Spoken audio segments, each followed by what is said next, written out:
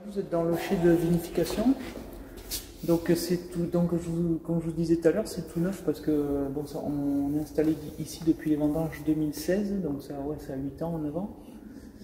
Et donc toute la cuverie est en inox. Contrairement aux caves qu'on avait à l'époque, les vieilles caves coopératives, c'était des cuves en béton empilées les unes sur les autres, qui dataient des années 20. Nous, la cave, elle date de 1923 à l'ancienne.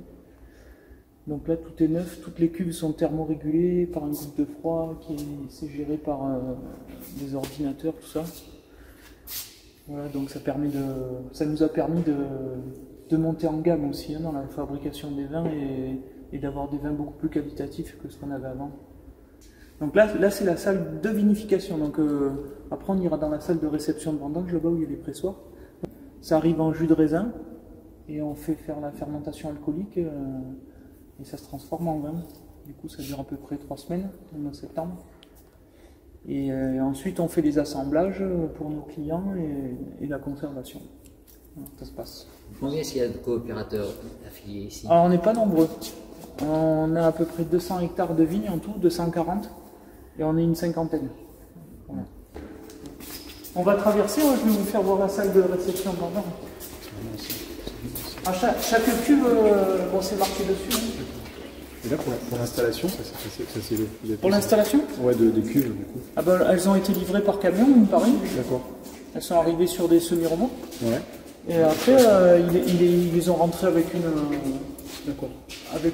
grue. Et puis après, les gars qui les ont installées, ils ont des chariots avec des roulettes qui mettent sous chaque pied et puis les positionnent. D'accord, ouais, c'est vrai. Elles font 8 mètres. Oui. Ah ben bon, si la porte est ouverte, c'est qu'elles sont vides.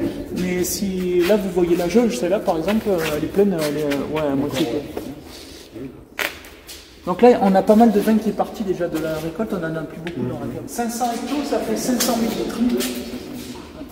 Ça fait à peu près, ça fait 75 000 bouteilles une cuve. Et la traçabilité nous impose de mettre sur chaque pancarte, quand on remplit une cuve, qui ça appartient, qu'est-ce que c'est comme vin, le millésime, tout ça.